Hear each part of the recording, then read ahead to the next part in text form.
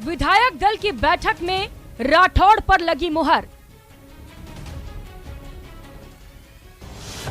सर्वसम्मति से राजेंद्र राठौड़ बने नेता प्रतिपक्ष।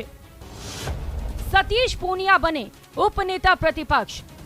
पूर्व नेता प्रतिपक्ष रहे गुलाब चंद कटारिया के असम का राज्यपाल नियुक्त होने के बाद से खाली चल रहा राजस्थान विधानसभा का नेता प्रतिपक्ष का पद रविवार को भर गया।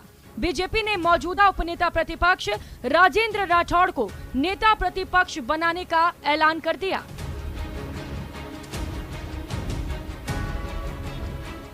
विश्व के सबसे लोकप्रिय नेता प्रधानमंत्री जी ने,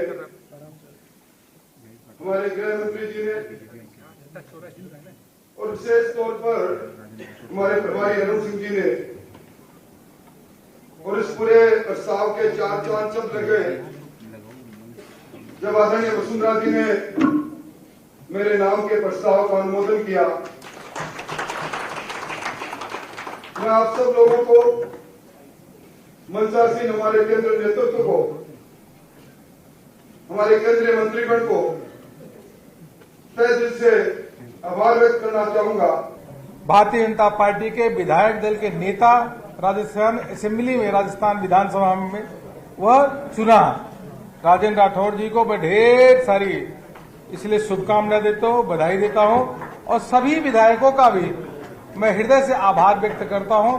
आप सभी बैठक में आए और नेता का चयन किए।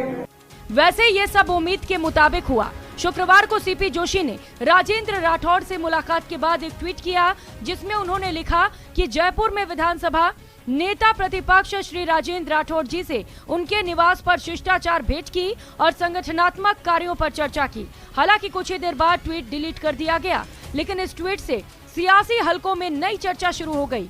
राठौड़ के नाम का ऐलान महज औपचारिकता भर मान ली गई। संवैधानिक पद तो नहीं है, लेकिन परंपरागत है। घनश्याम तिवारी जी जैसे दिग्गज नेता इस पद को सुशोभित कर चुके हैं। खुद राजेंद्र राठौड़ जी जो आज नेता प्रतिपक्ष हुए हैं, उन्होंने पिछले 4 साल से इसी भूमिका में काम किया है।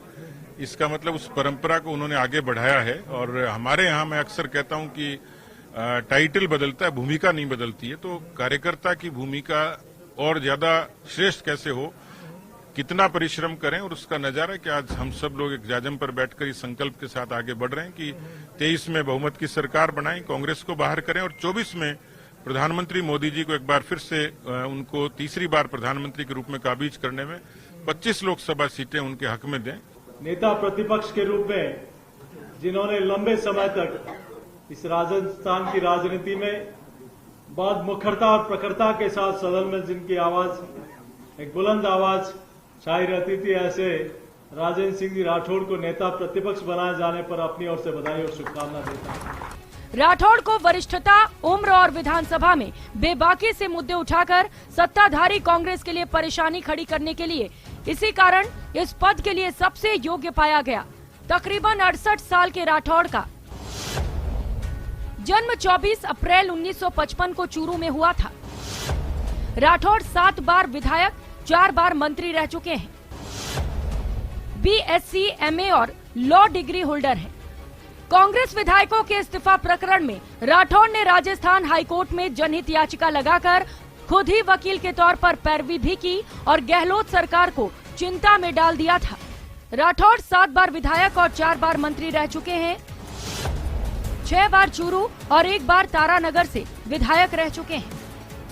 उपनेता प्रतिपक्ष के तौर पर मैंने 4.5 साल तक काम किया। राजस्थान के कूचे में निकले, सब लोग जगह पर निकले, लोगों ने हमें एक सम्मान दिया और पार्टी ने विधानसभा में भी भूमिका तय कर रखी है और लंबे समय से उपनेता प्रतिपक्ष लोकसभा, राज्यसभा और विधानसभा में है।